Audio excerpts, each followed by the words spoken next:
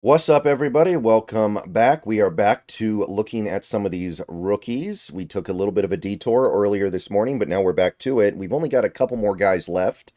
Again, I just wanted to use this little series to look at the UDFAs that I think are compelling, that I think are likely to be able to actually make this team, that I think are at least going to make the practice squad and might actually make a meaningful impact for this team at some point, which granted, we're just guessing, right? Everybody has their own guess of which UDFAs matter and which ones don't. But I don't want to go super in depth on a bunch of guys who I heavily suspect will end up as 90-man roster guys who just are here for camp and nothing else. So I do want to spend some time talking about Nelson Caesar, the edge rusher we picked up from Houston, because I think there is a scenario where he makes the 53-man roster, and if he doesn't, I think we're going to try to get him on the practice squad. Nelson Caesar is a guy who a lot of people thought would get drafted. I saw a lot of projections of him in the 5th round or the 6th round, even the 4th round. I think the Draft Network had him in the top 100. Now, I'm not advocating for that, but this was a guy who I thought would get drafted, and I was really happy we got him in free agency right after the draft. So I think there is a path to him making the roster, although the Draymond Jones news is definitely a monkey wrench in that little plan, because if he's going to be a full-time or at least most of the time edge, then I don't know if there's room for Caesar on the 53-man. Now, in that case, I do think there's a very easy pathway for him to make the practice squad because Levi Bell's gone. We don't really have another edge rusher on the practice squad level that I really like that much. I still don't think Darrell Taylor will make this team. We're going to need that money, and I don't think Taylor fits what kind of a defense we're trying to build here. But even if he doesn't, the practice squad might be where Caesar starts out, and there's certainly nothing wrong with that. He did go undrafted, so there shouldn't be some massive, overwhelming push to bring him in from other teams. All right.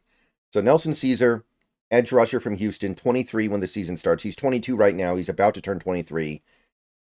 He's pretty small, 6'2 3/4", which is 21st percentile for an edge rusher, and 254 pounds, 27th percentile. Now, that isn't really a big problem because he's going to be an outside linebacker in our defense, and the edge rushers that play in a 3-4 are typically smaller because they're not lining up with their hand in the dirt. But it is worth noting that he does have approximately average measurements here. Arm length is okay, 33 5/8, 53rd percentile, good enough. 10 1/4 inch hands, 79th percentile. So in those areas, not bad. Did a few drills at the combine. His vert was bad. His 3-cone was below average. His 20-yard shuttle was really bad. And his bench press was a little below average. So didn't score out terribly well. I'm not sure why he didn't run the 40. I actually think the 40 might have been one of his better events. But what we have here is a guy who did not do all that well overall. It's not like he's big. If he was 280 and he put up these scores, it'd be okay. But, well, some of the scores. All right, so this is Nelson Caesar by the numbers, of course. So let's take a look at what he's done so far as a member of the Houston Cougars, which was his college team his whole career. 2019 and 2020, he played in one game in both seasons. First year, he played 4 snaps. The second year, he played 15 snaps. So there isn't much here. Now, interesting thing to note, he had a sack in each of his first 2 seasons. So he goes out there in 2019 for 4 snaps in, I think, garbage time of the last game of the year, and he got a sack and forced a fumble. And then in 2020, he got some run at the end of the game in their bowl game, Houston's bowl game, 15 snaps, had a sack. So that's kind of interesting, I guess, but we're not going to learn anything here, right? Nothing to really say. Okay. 2021, this is when things really started to take off here. He becomes a part-time player, 12 games, 313 snaps, so not a huge workload, but a real workload. 22 tackles, so a little less than 2 a game, 4 for loss, 3.5 sacks, 2 quarterback hits, and 17 hurries, so doing some okay things as a pass rusher. Decent enough pass rusher off the bench. Gets targeted twice in coverage, gives up 2 catches for 7 yards, 15 yak, so both times targeted behind the line of scrimmage, and then there was some yak. 81.3 QB rating allowed and 8 missed tackles, which, I mean, 8 missed tackles in 313 snaps on 22 total tackles. Yeah, that's going to be a big problem. That's not okay. That can't happen. So let's put that in the back of our heads for a little bit as we go forward here. 174 pass rush snaps, 133 run defense snaps, so mostly a pass rusher. Only 6 coverage snaps, so very rarely did he drop back into coverage. Pretty much all of his snaps came on the defensive line, of course. 4 as a box, like a linebacker. 1 as a slot corner. And when he lined up on the line, he was pretty much always outside the tackle. He lined up over a little bit, and he lined up in the B gap every now and then, but not really a real part of his game. And he was graded out well in all categories except for tackling, where he was abysmal. But overall, he's got his career headed in the right direction. 81.4 grade overall, 81.1 pass rush grade, good run defense grade, okay. 2022, 13 games, 729 snaps. So now he's playing a lot. He's playing a lot now in 2022. Over 725 snaps. So he's playing a huge portion of the game now for Houston. 36 tackles, 10 for loss, 4 sacks, 7 hits, and 37 hurries. So he really blossoms as a pass rusher off the bench. That's 48 hurries, or 48 pressures total, I believe, which comes out, I'm sorry, let me make sure. Yeah, 48. So that's more than 3 pressures per game. So now we're talking here. Now we got something. Also had an interception, 2 passes defensed, forced a fumble, got targeted 3 times, gave up 3 catches, only 14 yards though, 5 of it yak.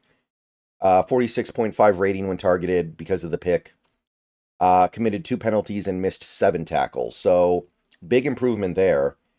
He missed less than 1 tackle per every 100 snaps he played, compared to 2021 when he missed a tackle every, what is that, like 40 snaps he played, approximately. So yeah, big improvement there. That's good. 400 pass rush snaps, almost 300 run defense snaps, 36 coverage snaps. Pretty much all of it on the defensive line, 678, but he did play 45 snaps as a off-ball linebacker, like in the box, 5 in the slot, and when he lined up on the defensive line, again, pretty much all of his snaps were outside the tackle. Every now and then he would line up over the tackle or as a defensive tackle, but it's very clear that he has a relatively narrow use case here. Graded out pretty well. Tackling grade still not great, but everything else, run defense really good, coverage really good, not that he drops into coverage that much, and pass rush grade really good. Overall grade is strong, so we're trending in the right direction here. Things are getting good. And then we get to 2023. He misses a couple games, only plays in 11, so he sees a little less than 600 snaps, but his tackles go up. Tackles for loss go up, 13.5, so more than 1 a game. 9.5 sacks. So now we're cooking here. Even though this guy played significantly less football, his production went up as a sack artist. Now, when it comes to pressures, he had 4 hits and 19 hurries. So you put that all together, you're looking at about 33 pressures. So in that area, he did regress a little bit, but he traded that out by having far more plays actually made. He was still getting 3 pressures a game, by the way, so there's nothing wrong with that at all, I don't think. 1 pass defensed, 4 targets, 4 catches, 6 yards allowed on those 4 catches, so not really any kind of an issue. 17 yak, so again, mostly targeted behind the line of scrimmage. 79.2 rating allowed, 3 penalties, 5 missed tackles. So big improvement there again. He's not missing that many tackles anymore. He's missing less than 1 for every 100 snaps he plays. That's fine. I can live with that totally. Big improvement over 2021. Snaps, 277 as a pass rusher, 270 as a run defender, and 44 in coverage. So it's a pretty even split, and then a little bit more of a coverage responsibility, but still a pretty low amount of what he does compared to everything else. Almost 500 snaps on the line, 81 in the box, and there was actually 1 game where he played mostly as a stack linebacker. So it is something that might be part of his skill set, although I'm not completely convinced. 11 reps in the slot, defensive tackle, 12 reps, 22 over the tackle, and then 464 outside the tackle. So again, used in the same way by and large. And he graded out well in every area except coverage, which when you look at his results in coverage, I don't really know why he was graded out not so well, but that's also the thing we care about the least. Good tackler, good pass rusher, good run defender, etc., etc., etc. Pretty good. And that gets us to our total. So let's see where we stand with him as an overall player in his career. In terms of the numbers, 38 games, so a lot fewer games than a lot of guys that we've looked at here. A lot of these guys that we've looked at have been like 5-year starters, especially the UDFAs, because they have to grind. And they know they're not going to get drafted high, so there's no need for them to declare, so they stick around and play a ton. 1,652 snaps, 103 tackles, 27.5 for loss, and 19 sacks. So overall, it took a while for him to really get going, but by the end of his career, he was a big playmaker in the backfield. 13 QB hits, 73 hurries. So you put it all together, you're looking at some over 100 pressures in 38 games. So he got pretty close to 3 a game once you really take his whole career into account here. So pretty good. 1 pick, 3 passes defense, 2 forced fumbles. Got targeted 9 times, 9 catches, 27 yards. So while this is a very small sample size that I wouldn't necessarily try to read a ton into, if you're getting targeted 9 times and you give up 27 yards, you're doing something right. And more than 27 yards of it is yak. So he's getting targeted in the backfield every now and then, and that's just the way it goes as an edge rusher. You're not going to be amazing in coverage as an edge rusher most of the time, and you don't need to be.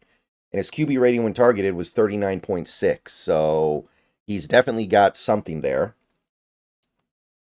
Committed 5 penalties in his career, seems reasonable to me, and 20 missed tackles, which doesn't sound that good, but you have to remember most of those came in his first year as a significant player, and then after that he got a lot better.